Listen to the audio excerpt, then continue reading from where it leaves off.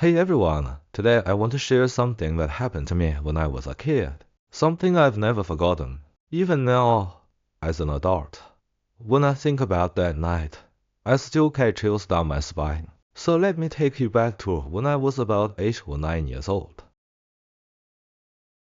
Back then, my family lived in this old house that my parents had saved up for years to buy. It wasn't fancy at all, though actually, it was pretty run down.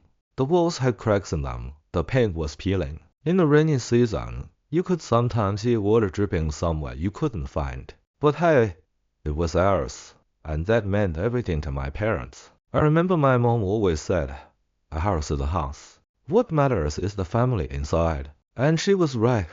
I guess thought we made a lot of good memories in that old place. But we also made some not so good ones. The house was in this narrow alley, squeezed between a bunch of other old houses. Everyone in the neighborhood was pretty close, so we all knew each other. During the day, it actually felt kind of cozy. But here's the thing, and this is important for the story.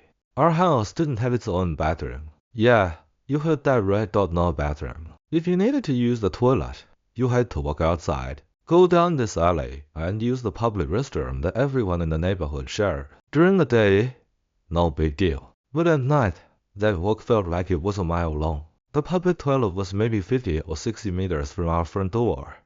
Doesn't sound far, right? But trust me, in the middle of the night, in complete darkness, with nothing but shadows and silence around you, it felt like crossing into another world. And the path to get there, it wasn't a nice, well-lit sidewalk. It was this narrow, winding alley between old buildings. Some parts had street lights, some parts didn't, and there were these dark corners where anything could be hiding. During the day, old grandmas would sit outside chatting. Kids would run around playing, and it felt totally safe. But at night, all those friendly faces disappeared.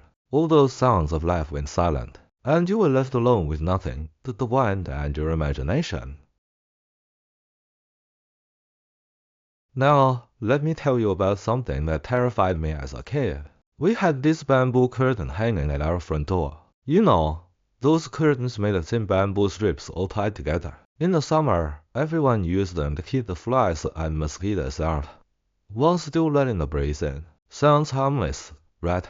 Well, here's the problem. Whenever the wind blew, that bamboo curtain would swing and hit against the door frame, and it made this sound, this clack, clack, clack sound. During the day, you wouldn't even notice it.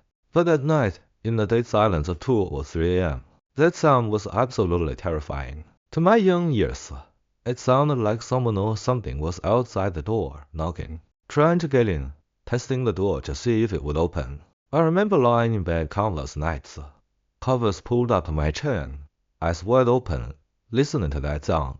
My imagination would go wild. Was it a ghost, a monster, some kind of creature that only came out at night? I know it sounds silly now, but when you're a kid, alone in the dark, every sound becomes something terrifying. Your brain fills in the blanks with the scariest things it can think of. I begged my parents so many times to take that curtain down.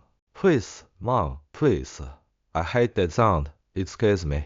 But they always said we needed it for the mosquitoes. Summer in southern China is brutal when it comes to bats. Without that curtain, we'd be eaten alive in our sleep. So the curtain stayed. Eventually, they came up with a compromise. Every night before bed, they would tie the curtain up with a cloth rope. That way, when the wind blew, it wouldn't swing as much and the sound would be quieter. Then in the morning, they'd untie it again and thought it'd help a little. But even tied up, when a strong gust came through, that curtain still made noise. And every single time, my heart would stop.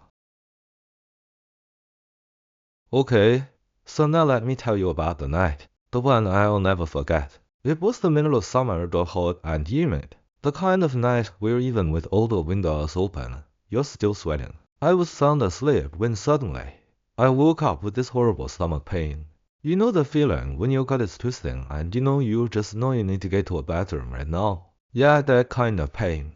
I lay there in bed, staring at the ceiling in the darkness, and my heart sank. I had to go to the bathroom, but that meant going outside all alone. In the middle of the night, the room was pitch black. I couldn't see anything except the faint outline of the window and a tiny sliver of moonlight coming through the gap in the curtains. Everything else was just darkness. I could hear the wind outside, and yes, I could hear the bamboo curtain making its creepy little sounds, even though it was tied up. Clack clack clack every time I heard that sound. My whole body tensed up. It was like my brain was screaming at me. Something's out there. Don't go. Don't open that door. I tried to ignore the stomach pain. I told myself, maybe it'll go away. Just wait it out. You don't have to go outside mind over matter, right? Just think about something else. Would it only got worse? Minutes passed. The pain got more and more intense. I was literally squirming in my bed, pressing my hands against my stomach, praying for some kind of miracle. No miracle came. Finally, I realized I had no choice. If I didn't go now, something very embarrassing was going to happen. I slowly got out of bed, trying not to make any noise. I don't know why I was being so quiet. Maybe I thought if I was quiet enough, whatever was out there wouldn't notice me. I walked to the front door and just stood there. My hand was on the door handle, but I couldn't make myself push it open. Outside, the wind was blowing. The bamboo curtain was moving. Clack clack I stood there for what felt like forever. It was probably only a few minutes. But when you're a scared little kid in the dark, time moves differently. I was giving myself a mental pep talk. There's nothing out there, it's just the wind. It's just the stupid curtain. You've done this before. Just open the door, walk to the bathroom, do your business, and come back. Easy. But my body wouldn't move. The stomach pain was getting unbearable now. I felt like I was going to explode. Finally, I gathered every ounce of courage I had, and I slowly pushed the door open. Just halfway, just enough to peek outside. Here's the thing about our house, it was right next to a school. So even at night, there were some street lights outside. It wasn't completely pitch black. There was this dim, yellowish light that cast long shadows everywhere. I poked my head out and looked around. The alley was empty, quiet. Just the sound of the wind rustling through some trees, and a dog barking somewhere far away. I let out a small breath of relief. Okay, nothing bad. I can do this. I was just about to step outside when a shadow shot across right in front of me. I'm not exaggerating. Some dark figure came out of nowhere and flew past my field of vision. It was fast, so fast, like a blur of darkness. Maybe about half the height of a person, moving from left to right and then disappearing into the blackness. The whole thing lasted maybe 1 or 2 seconds. But in that moment, time froze. My brain couldn't process what I was seeing. All I knew was something was there. I reacted on pure instinct. My hand was still on the door, and I slammed it shut so hard the whole door frame shook. Bang! I stood there with my back pressed against the door, breathing so hard I thought I was going to pass out. My heart was pounding like crazy. I could feel cold sweat running down my back, soaking through my pajamas. He didn't move. I didn't make a sound. He just stood there, frozen, listening. Was it still out there? Was it coming toward the door? Would it try to get in? My mind was racing with 1,000 terrifying possibilities. What if it wasn't an animal? What if it was something else? Something that shouldn't exist? Outside, complete silence, just the wind. Just that damn bamboo curtain. Clack clack clack. Each sound made me jump. Each little noise felt like a threat. I pressed my back harder against the door, as if my small body could somehow keep out whatever was on the other side. I don't know how long I stood there behind that door. 10 minutes, 20, an hour. I honestly have no idea. At some point, the stomach pain just went away. I guess fear has a way of making you forget about everything else. I eventually made it back to my bed, but I didn't sleep. Not even for a second.